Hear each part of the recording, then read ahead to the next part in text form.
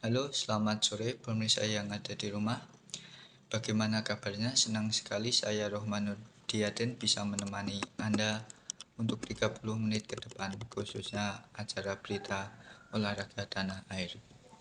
Dengan berkembangnya zaman, sepak bola Indonesia sedikit tertinggal dari negara tetangga seperti Thailand dan Vietnam.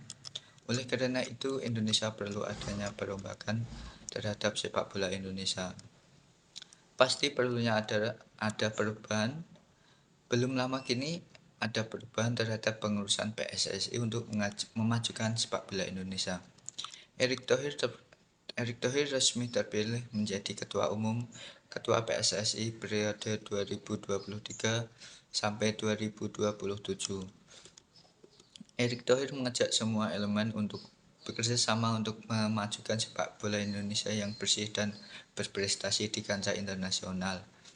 Erick Thohir unggul mutlak saat perhitungan suara menteri berusia 52 tahun itu mengalahkan 3 calon ketua umum lainnya, yaitu Lanyala, Arif Putra, Wicaksono, dan Doni Setiabudi.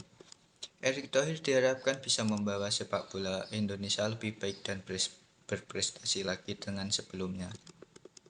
Bagi Erick Thohir, keberhasilan ini menjadi Ketua Umum PSSI memberikan tambahan pekerjaan baginya yang telah ada di pundaknya. Seperti diketahui, Erick Thohir adalah Menteri BUMN atau Kabinet Indonesia Maju pimpinan Presiden Joko Widodo. Kiprahnya di dunia olahraga bakal bertambah maklum sebelum sepanjang karirnya di dunia olahraga ia tak jauh dari sepak bola. Inter Milan dan kini Oxford United menjadi salah satu sepak bola yang dia naungi. Selain itu di dunia bola basket juga menggerek namanya di ranah politik. Itu berita yang saya sampaikan, ini liputannya untuk pemirsa. Terima kasih kepada kepengurusan PSSI yang sebelumnya yang dipimpin Pak Iwan, sahabat saya, karena kepengurusan sudah bekerja luar biasa keras ketika saat COVID. Saya ingat sekali kita sering kontak-kontakan waktu itu bagaimana kita saling mendukung penanganan COVID waktu itu, dan kebetulan saya waktu itu menjadi ketua salah satu penanggungan COVID waktu itu. Dan tentu apresiasi yang luar biasa ketika juga bisa memperbaiki peringkat tim nasional, itu yang memang sedang ditunggu oleh tentu masyarakat sepak bola. Tentu juga hari ini bagaimana KLB alhamdulillah berjalan dengan lancar, dan ini sesuatu prestasi tersendiri karena kita tahu beberapa kali KLB kita mengalami tentu sesuatu yang menjadi sorotan. Hari ini sorotannya insya Allah positif, tidak seperti yang lalu-lalu. Setelah terpilihnya Erick Thohir menjadi Ketua PSSI dan perombakan pengurusan PSSI, kini langsung gencar PSSI dan Federasi Sepak Bola Jepang atau CFA bertemu dan mendatangani kerjasama untuk memajukan sepak bola Indonesia. Ketua Umum Erick Thohir hadir langsung dalam pendatanganan tersebut. Ada 4 aspek yang ditandatangani, yaitu kerjasama untuk Timnas Indonesia, kerjasama pembangunan training ground, dan pembangunan Timnas Putri atau kerjasama perwasitan. Erick Thohir menjelaskan bahwa sepak bola Jepang patut dicontoh, pasalnya beberapa kali Jepang menjuarai sepak bola di level wanita. Erick Thohir juga pernah mengatakan Jepang mempunyai rekor pada Timnas Putri U16, U20 dan pernah juara dunia. Selain itu juga Erick Thohir meminta adanya pelatih dari Jepang juga untuk meningkatkan kualitas Timnas Putri Indonesia dan mendorong untuk benchmarking manajemen tim nasional serta training ground untuk Timnas Indonesia. Dan yang paling penting, Erick Thohir juga akan menggunakan pimpinan wasit dari Jepang untuk membantu perwasitan di Liga Indonesia. Karena beberapa musim ke belakang, wasit menjadi salah satu masalah karena keputusan merugikan salah satu tim. Dan kualitas wasit perlu ditingkatkan mempunyai standar seperti wasit Jepang. Ini liputannya.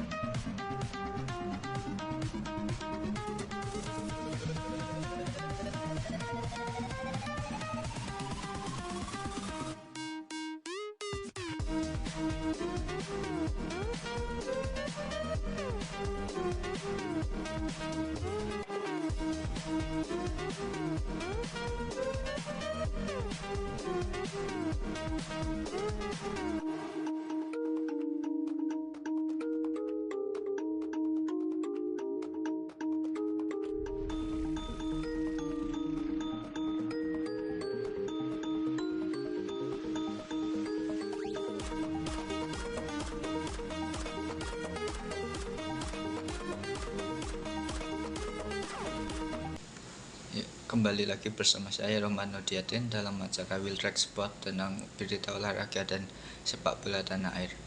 Setelah mengusung perubahan dan mengusung kerjasama dengan Jepang, kini perubahan diusung Erick Thohir dalam mengelola sepak bola Indonesia. Semenjak menjabat menjadi Ketua Umum PSSI, Erick Thohir telah mengumumkan kalau Liga 1 musim depan akan mengalami banyak perubahan, bahkan dari namanya saja akan diganti. Perubahan tidak semua disambut positif, meski sudah disepakati pasti ada pro dan kontranya. Lalu, apakah perubahan yang diusung Erick Thohir ini akan membawa sepak bola Indonesia lebih maju atau malah mengalami kemunduran? Berdasarkan hasil rapat PSSI musim depan ini akan mengalami perubahan regulasi dan format.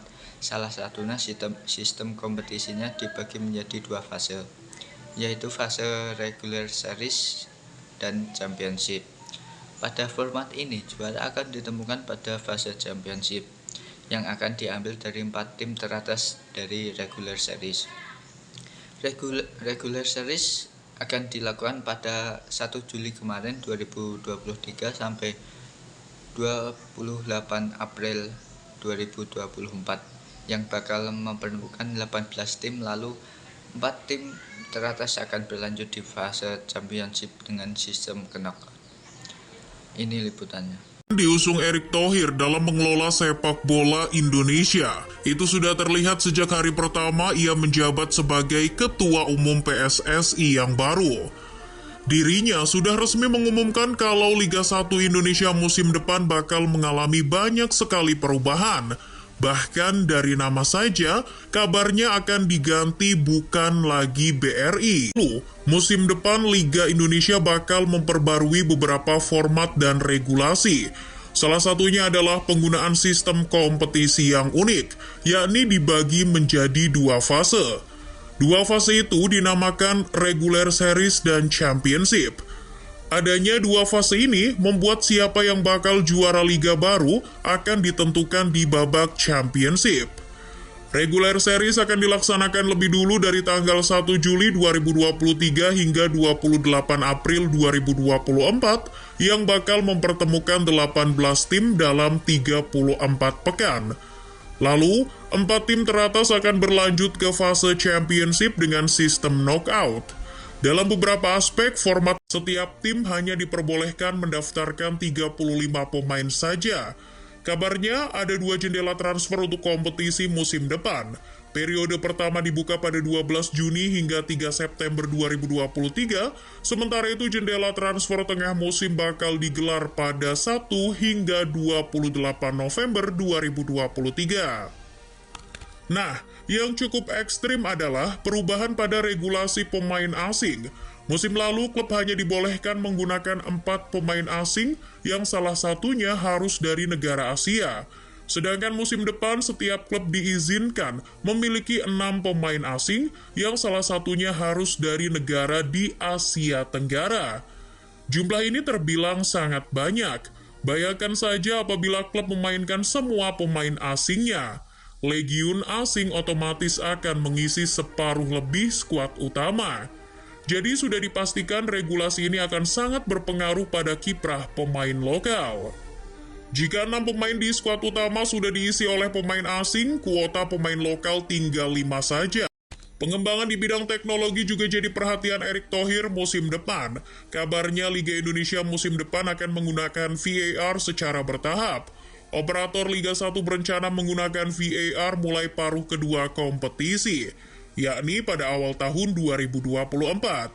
Tak bisa dipungkiri pada musim 2022-2023 banyak keputusan wasit yang di luar nalar, seperti keputusan penalti yang salah hingga putusan offside atau onside. Tentu saja keputusan-keputusan ngawur itu merugikan klub dan perkembangan liga secara umum. Erick Thohir tentu sadar bahwa menerapkan teknologi sekelas VAR tidak akan mudah dan murah. Selain itu, tidak semua infrastruktur stadion di Indonesia siap dalam waktu dekat untuk pemasangan VAR. Karena setiap stadion internasional biasanya punya ruangan khusus untuk puluhan layar yang diawasi oleh wasit khusus. Nah, selain secara infrastruktur, pembekalan soal SDM wasit pun tak kalah pentingnya. Karena tampaknya belum ada nih pelatihan tentang cara pengoperasian VAR bagi wasit-wasit Indonesia. Gak lucu juga kan, kalau alat sudah ada tapi wasitnya justru gak ngerti cara pakainya. Maka dari itu PSSI menggandeng negara-negara macam Jepang dan Jerman yang terbilang maju soal pengelolaan sepak bola. Dari negara-negara itulah Indonesia mendapat bantuan guna meningkatkan kualitas mutu kompetisi dan SDM perwasitan. Selain penambahan pemain asing yang cukup banyak, ada peraturan unik yang cukup kontroversial. Mulai musim depan, PT Liga Indonesia baru melarang supporter tim tamu untuk datang ke stadion saat melakoni laga tandang. Sederhananya, fans dilarang away ke kandang lawan. Padahal tujuan dari format championship adalah untuk meningkatkan animo penonton yang hadir di stadion. Lantaran laga-laga di babak gugur akan menampilkan tim-tim terkuat di Liga Indonesia. Tapi jika kebijakannya begitu, gimana nasib fans yang ingin mendukung klub kesayangannya? Tenang, ini hanya sementara. Tapi PSSI belum bisa memastikan sampai kapan. Langkah ini diambil demi keberlangsungan sepak bola tanah air. Menurut bola.net, Indonesia masih dipantau FIFA imbas tragedi Kanjuruhan kemarin. FIFA menginginkan adanya transformasi sepak bola di Indonesia secara menyeluruh, termasuk dari supporter. Jadi, semua ini demi keselamatan supporter itu sendiri. Mulai dan regulasi telah ditetapkan Liga 1 2023-2024 sudah dimulai pada tanggal 1 Juli 2023. Tim harus memaksimalkan waktu untuk menyiapkan skuad utamanya dari segi pelatih, pemain, asing, infrastruktur, dan uji coba sebelum Liga dimulai kemarin. Sudah banyak tim yang mengumumkan skuad dan uji coba dengan tim lokal maupun luar negeri kemarin, seperti Persis Solo, PIS Semarang, Persib Bandung, Rans Nusantara, dan Persija Jakarta. Persis Solo sendiri melakukan uji coba dengan tim luar negeri dengan tim Jeonbuk Hyundai di Stadion Manan Solo pada 17 Juni 2023 kemarin. Pada pertandingan ini, tim Persis Solo mengalami kekalahan dengan skor akhir 2-1 pada. Ini dia liputannya.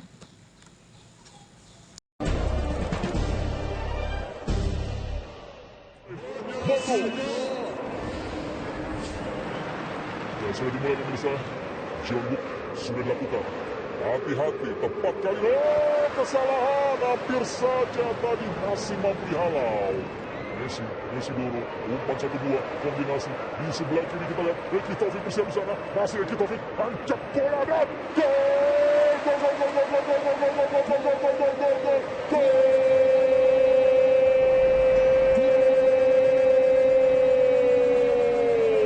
Tiba-tiba saja pemirsa, pergerakan yang sangat baik dilakukan oleh Messi Doro.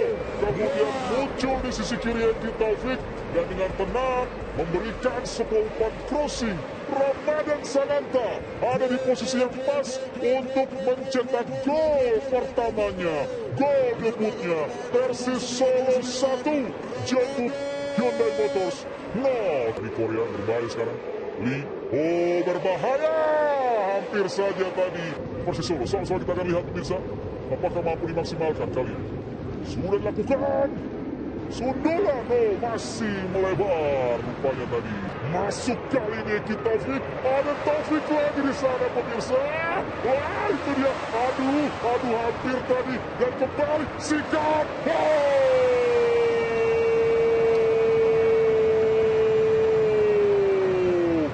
Eksekusi yang sangat baik sebenarnya, tapi masih kena mistar pemirsa. Ini dia. Ya, kita melihat Taufik yang masuk ya dari second line tidak terdeteksi.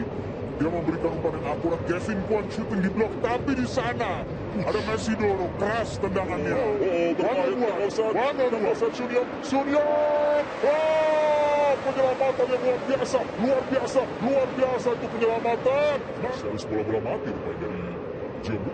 Kita lihat. Angkat bola sudah lakukan. Gol! rupanya lolos tadi. Sepertinya Park yang nanti kita akan lihat. Siapa ini yang akan mencetak gol? Oh, Yun Sang, salah satu center back. Bersama juga dengan Kim Rae-woo yang lolos dari penjaga dan memang punya tinggi badan yang cukup mumpuni untuk melakukan sundulan tadi. Ya, sebelumnya juga John Book hampir mencetak gol ya dari sepak pojok. Dan kali ini mereka bisa memanfaatkan sepak pojok untuk mencetak gol. Ini dia. Yungson, Lee Sung-yeon, Lee Sung-yeon. Masih Lee Sung-yeon, kita lihat angkat bola kembali, berbahaya. Masih bisa ditepis. Oh, melebar. Itu dia. Oh, berhasil lagi ini. Oh, Pantokosan coba dikejar kali ini dengan kecepatannya. Ramadan Sananta. Oh, kita lihat apa yang terjadi. Ramadan. Cepat juga tadi, persis. Cepat saja dilakukan. Eki Taufik. Melakukan tendangan spekulasi tadi dari luar kotak penalti. Tendangan bebas sudah dilakukan. Ditepis dan bisa ditangkap lagi. Yang ikut menyerang ya, ini berbahaya. Sung-yeon. Oh, hampir tadi. Kembali kita lihat. Ia masih melebar. Lagi-lagi pemain yang sangat merepotkan. Nah, ini bahaya. Transisi. Ini bahaya. 3 lawan 3 nih bisa. Ada 4 lagi masuk sekarang. Unggul di numerikal kali ini, berbahaya. Gol! Sundulan masuk dari Lee Kyu-dong lewat sebuah serangan cepat di mana unggul jumlah orang yang sering diistilahkan numerical advantage tadi, sehingga akhirnya mampu dimaksimalkan dengan sangat baik oleh Jeonbuk dan tidak terkawal, berdiri bebas. Sundulan yang sangat sempurna dilakukan oleh Lee Kyu-dong. Ya. Randy Sanjaya. Tendangan spekulasi yang masih membentur Mister Gawang. Baik sekali, sebelumnya sempat ada tepisan penjaga gawang Kim Tae-yeng. Ini dia, kita lihat. Ya. Oh, selesai sudah pertandingan. Yang sangat positif tentu saja. Ini dia. Setelah Persis Solo, kini PSIS Semarang melakukan uji coba dengan PON Background FC. PSIS meraih hasil kurang maksimal saat melakoni laga uji coba melawan tim dari Kamboja ini. Laga yang berlangsung di Stadion Jatidiri Semarang ini berakhir imbang 2-2. PSIS sempat unggul cepat pada menit 8 yang mendapat umpan dan dapat diselesaikan dengan cantik oleh Daisuke Marukawa. Ini dia liputannya. Mencoba buka ruang, PSIS kita saksikan, dan Taise Marukawa kita saksikan. Taise apakah bisa membuka keunggulan, dan gol! Taise Marukawa mencetak gol yang sangat indah untuk membuka keunggulan PSIS atas PPC FC pada malam hari ini. 1-0. PSIS memimpin. Luar biasa sekali. Dan ini dia, umpan dari Rido sangat cermat sekali, dan Taise bisa memanfaatkan umpan terupas, dan ya, sangat jeli penempatan bola dari Taise Marukawa. 1-0 PSIS. Taise dengan nomor punggung baru sepertinya akan menjadi keberuntungan yang baru untuk Taise Marukawa. Takaki Nieto. Serangan dari PPC kita saksikan. Masih dibayang-bayangi Ucil kali ini. Angkat bola dan menjadi gol untuk PPC FC. 1-1. Gol dicetak oleh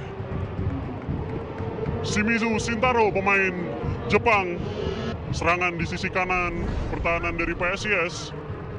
Walaupun sudah dibayang-bayangi, tetapi laju dari Shintaro terlalu cepat, sepertinya tidak bisa di cover oleh Afrianda Dewangga. Dan bola masuk ke gawang PSIS.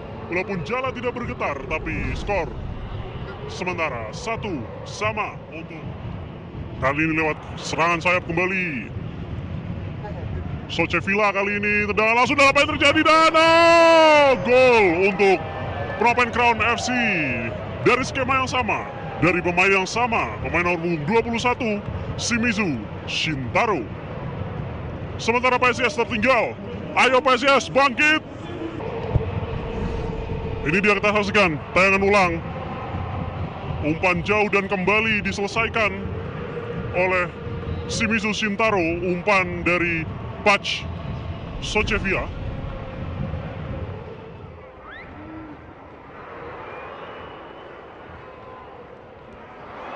Oh, kita saksikan Fortes tendangan langsung, gol! Carlos Fortes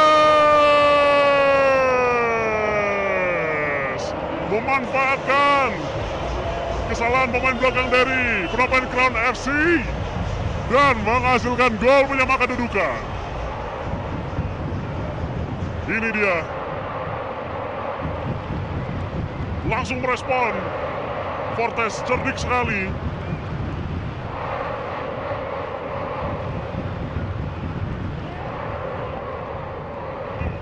Dan membuat publik Jatidiri bersorak dengan gol penyama kedudukan. Kita saksikan kembali, ini dia. Antisipasi yang kurang baik dari lini belakang dan dimanfaatkan gawang bebas oleh tendangan yang terukur dari Carlos Fortes. Dan cerdik sekali Giovanni. Masih belum Carlos Fortes kali ini. Delvin, luput. Ya, Vitinho, dan disatukan. Apakah bukan pelanggaran? Dan akhir laga international friendly match antara PSIS Semarang menghadapi Phnom Crown FC. Selanjutnya ada PSSS Sleman dan Persib Bandung.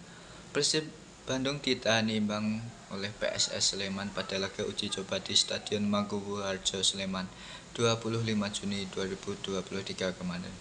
Pertandingan di babak pertama cukup datar, tidak ada peluang nyata di 45 pertama. Tapi pada babak kedua skor langsung berubah pada menit 47. Persib Bandung lebih unggul dulu melalui gol Davida Silva. Ini dia liputannya. Ini untuk keluar dan menggagalkan atau menghalau ya umpan-umpan atau crossing yang dilakukan oleh para pemain Persib ya. Iya. Ada ketenangan. Ini nyaris. Angle-nya memang sudah dilakukan pemirsa. Kita lihat. Gol. Tapi posisi Ricky Cawor sudah dalam posisi offside rupanya, sehingga ya, offside. Bustos angkat bola kali ini, kita lihat. Apa yang terjadi? Gol. Sudah selesai pertandingan pemirsa. Selanjutnya ada Persija Jakarta yang melakoni uji coba dengan tim Thailand, yaitu Ratchaburi. Persija melakoni laga uji coba melawan tim asal Thailand, yaitu Ratchaburi pada Minggu 25 Juni 2023 kemarin. Pada pertandingan ini sempat terjadi insiden mati lampu di Stadion Patriot Candrabaga, Bekasi. Persija dan Ratchaburi mengawali babak pertama, namun mereka belum sempat panas. Lalu pertandingannya harus dihentikan pada menit 13 karena insiden mati lampu. Namun setelah menunggu sekitar 1 jam lebih, akhirnya pertandingan dilanjutkan walaupun tidak semua lampu stadion menyala. Ini dia liputannya. Belum berakhir peluang, kesalahan penjaga gawang, tapi sepertinya ada pelanggaran dari Rio Matsumura yang mengganggu upaya Kampon Pato Makaku untuk mengamankan bola tadi. Rio Matsumura, Rico Simanjuntak, gol pembuka milik dari Macan Kemayoran. Satu build-up berbuah manis. Rio Matsumura melirik ke sisi kanan, datang melaju. Rico Simanjuntak dengan tendangan datar berbahaya membuka keunggulan Macan Kemayoran di Stadion Patriot 1-0. Ia mendapatkan tekanan begitu banyak, namun kita bagaimana pergerakan dari seorang Ryo Matsumura dengan skill individunya melakukan dribbling dengan sangat baik, melewati pemain dari belakang. Ratchaburi akhirnya Rico Simanjuntak bebas kita lihat satu tendangan keras ke sudut kanan gawang dari Ratchaburi. Overcommitment dari Sancai Nontasila untuk menutup ruang passing bagi Ryo Matsumura, melepaskan Rico Juntak. Wow, keras sekali kita lihat. Rico, peluang bagi Rico Simanjuntak, mampu diblok tadi oleh Kampon Pato Makaku. Peluang yang kembali jatuh kepada Rico Simanjuntak. Rico Juntak kita meminta return ball yang cukup lama diberikan, tapi ada komitmen luar biasa dari Rico Juntak. Ke tiang kedua, tandukan dari Simic. Mehdi ada di posisi yang tepat tadi, Mehdi Terki untuk menghalang bola. Ada pertahanan dari Persija, merangsek masuk berbahaya, peluang tendangan dilepaskan tadi Korawic Tasa, tapi kembali eksekusi yang tidak sempurna membuat Korawic Tasa membuang percuma kesempatan bagi Ratchaburi untuk bisa menciptakan gol penyama kedudukan. Ya, kesempatan sangat baik ya di kotak penalti. Bola in behind berbahaya, ruang bagi Raihan Hanan, baik sekali Hanan. Kesempatan bagi Persija, bola masih dikuasai oleh Raihan Hanan, dibantu oleh Witan. Satu umpan kepada Marco Simic, membentur tiang gawang, tapi kembali harus kita saksikan tadi satu upaya sensasional dari Muhammad Raihan Hanan yang mampu memberikan bola terukur kepada Simic. Ya, baik sekali kita lihat bagaimana Hanan yang memberikan umpan yang sangat cantik kepada Simic, namun masih mengenai tiang gawang tadi. Pemain-pemain anyar Persija juga mampu uji kebolehan mereka tampil cukup baik, termasuk Akbar yang baru masuk. Kemudian juga bagaimana tadi Rizky Ridho, Ryo Matsumura, beraksi juga bagi Macan Kemayoran, peluang, sepak sudut, lagi kesempatan, tendangan berbahaya, tapi Andri Tani untuk kesekian kalinya menyelamatkan gawang Persija. Tendangan Siti Cokano tadi yang begitu mengancam mampu dimentahkan. Dan Hanan, ya kembali Hanan dengan first touch yang sangat baik, mengganggu laju dari Tani. Marco Simic tadi gagal menyambut satu bola yang begitu menjanjikan. Pemain-pemain yang berpotensi memberikan ancaman, kita nantikan kesempatan tendangan bebas Ratchaburi. Sangat berbahaya Andri tadi dengan save di mulut gawang, kemudian tangkapan lengketnya kembali menjadi kunci bagi Persija Jakarta untuk bisa meraih kemenangan. Itu beberapa laga uji coba tim Liga 1 yang saya rangkum untuk pemirsa. Setelah laga uji coba, kini tim Liga 1 harus bertanding pada musim Liga 1 2023-2024. Mungkin tak terasa waktu telah 30 menit saya menemani pemirsa yang ada di rumah. Mungkin dengan adanya perubahan PSSI dan Liga 1, semoga sepak bola Indonesia menjadi lebih maju dan lebih berprestasi di kancah internasional. Saya Rohman Nurjaden pamit undur diri, salam olahraga.